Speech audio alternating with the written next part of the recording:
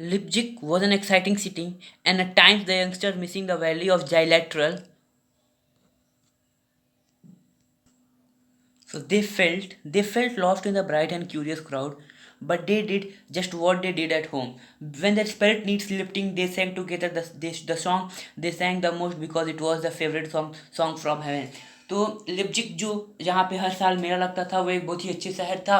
और जब इन बच्चों को अपने गांव जाइलेट्रल की याद आती थी और उन्हें ऐसा लगता था कि अब इस लिपजिक के शहर में वो खो रहे, यानी कि अब वो अपने गांव को भूल रहे हैं, तो वही करते थे जो अपने घर पे करते थे। क्या कि वो लोग एक साथ आते थे और एक साथ गाना शुरू कर देते थे। क्यों?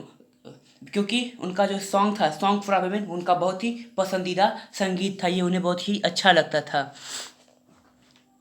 The children found that the song's charm worked in the busy city.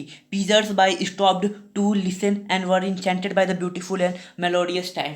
तो बच्चों ने ये पाया कि जो गाने की मधुरता है वो लिपजिक जैसे व्यस्त शहर में भी काम कर रहा है। आसपास के जाने वाले लोग रुक जाते थे और वो सॉन्ग फ्रॉम हेवन की मधुरता और सुंदरता से बहुत ही प्रभावित होते थे। One day, an elderly gentleman introduced himself to the children as the Director General of Music in the Kingdom of Saxony. He gave them tickets to one of the concerts that he conducted. The youngsters were delighted. और एक दिन एक विशिष्ट आदमी आया और उन्होंने बच्चों को ये बताया कि वो सैक्सोनी के राज्य में संगीत के विभाग में एक ऊंचा पद रखते हैं। और उन्होंने उन बच्चों को टिकट्स दिया एक समारोह का, एक कार्यक्रम का, जिन्हें वो चलाते हैं। और यह टिकट पाकर बच्चे बहुत खुश हो गए थे।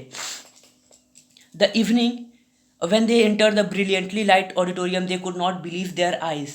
It was filled with the silk-hatted men and ladies in gowns. They were still wrapped at the concert, and when the song came, for the same old gentleman rose to announce that there were 4 children present with the finest voices he had heard for years. He asked them to come on stage and sing for the king and queen of Saxony. तो शाम को वो लोग उस auditorium में गए जहाँ वो कार्यक्रम रखा था। तो वो लोग उस ऑडिटोरियम में जाकर चौंक गए और उन्हें अपनी आंखों पे विश्वास नहीं हो रहा था, क्योंकि वो ऑडिटोरियम इतनी सुंदर तरीके से सजाया गया था, उसमें इतनी बढ़िया तरीके से लाइट वाइट लगाई गई थी। और वो पूरा कमरा मतलब वो पूरे कमरे में जो भी लोग थे वो बहुत ही अच्छे कपड़े पहने थे। जो आदमी थे वो रेशम की टोपियाँ पहने थे और महिलाएं गाउन्स पहनी थी। और वो लोग कार्यक्रम के आनंद उठा रहे थे। तभी एक शॉकिंग न्यूज़ आया, एक चौंकाने वाला खबर आया कि वो जो आदमी उन लोग के पास आया था वो उठा और अनाउंस किया कि मतलब घोषणा किया कि आज तक उन्होंने जिस सबसे बढ़िया जो आवाज़ सुनी है वो आवाज़ यहीं पे है। यानी कि वो आदमी वो चारों बच्चे ही है जिनकी सबसे बढ़िया आवाज़ है, उस आदमी ने आज तक सुना है। तो उस आदमी ने कहा कि चारों बच्चे अब आएंगे और स्टेज पर गाना गाएंगे। The announcement took the The announcement took the youngster breath away. Their faces flamed as the people began to applaud. Let's just shut our eyes and pretend we are singing at home, Mally whispered to the other. और यह घोषणा सुन के जो बच्चे थे वो एकदम घबरा गए। उनका जो चेहरा था एकदम लाल पीला हो गया और तभी सभी लोग तालियां बजाने लगे। तो जो उन चारों बच्चों में मैली नाम का बच्चा था वो कहा कि चलो हम लोग अपनी आंखें बंद करते हैं और ऐसा महसूस करते हैं कि हम लोग घर पे गा रहे हैं। क्यों? क्योंकि इससे उन्हें घबराहट थोड़ा कम महसूस होगा। The first song was Song from Heaven. When they finished it, there was a moment of stunned silence before the applause broke out. The youngsters sang all the songs they knew, and when they knew no more, they sang Song from the Heaven again.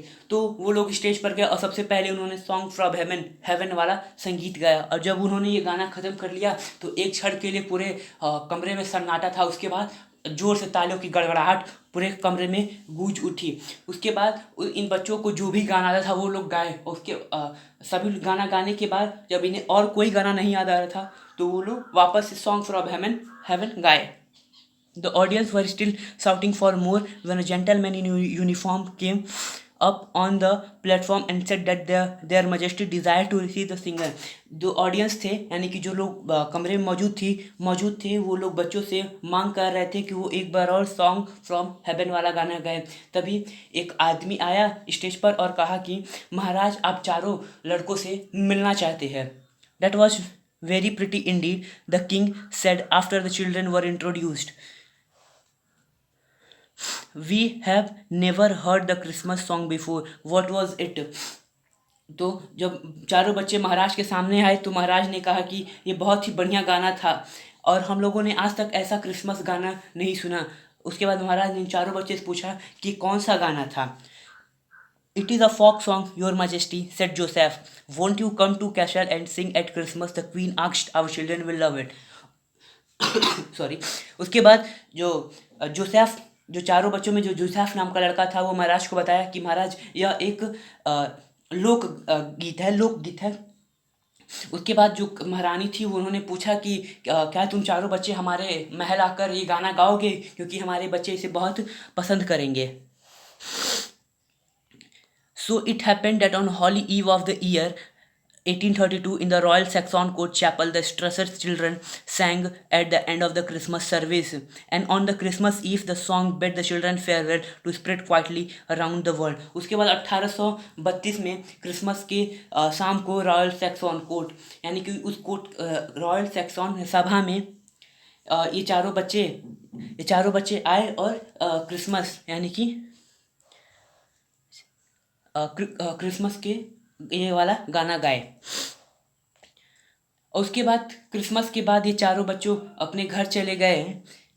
And on the Christmas eve the song bade the children farewell to spread quietly around the world. उसके बाद और इनके गानों से प्रभावित होकर महाराज ने इनको काफ़ी अच्छा पैसा दिया, काफ़ी अच्छा इनाम दिया, और इसके कारण इन बच्चों ने पूरे यानी कि पूरे विश्व का यात्रा पर निकल गए। For years on each holy eve silent night were sung in the village of Hallein in the place where Gruber lived and died.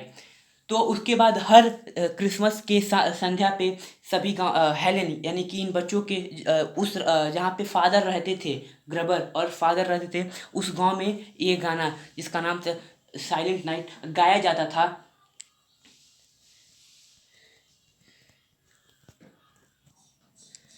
Later, this yearly performance was carried around the world by radio, and today the song from heaven, like the Christmas message itself, is still sang throughout the world. उसके बाद में ये जो हर साल वार्षिक performance थी उन्हें पूरे विश्व को सुनाया गया रेडियो के माध्यम से, और आज सॉन्ग फ्रॉम हेवन ये एक क्रिसमस का मैसेज माना जाता है और पूरे विश्व में ये गाया जाता है। और ये गाना है silent night, holy night, all is calm, all is bright around your virgin mother and child, holy infant, so tender and wild, sleep in heavenly peace, sleep in heavenly peace. ये सॉन्ग है, ये गाना है जो father ने बनाया था, ग्रबर ने संगीत दिया था और इन बच्चों ने गाया था। इसके साथ क्लास 7 का पहला चैप्टर खत्म हो जाता है। आपको क्वेश्चन आंसर होमवर्क बहुत जल्द मिल जाएंगे। Thank you.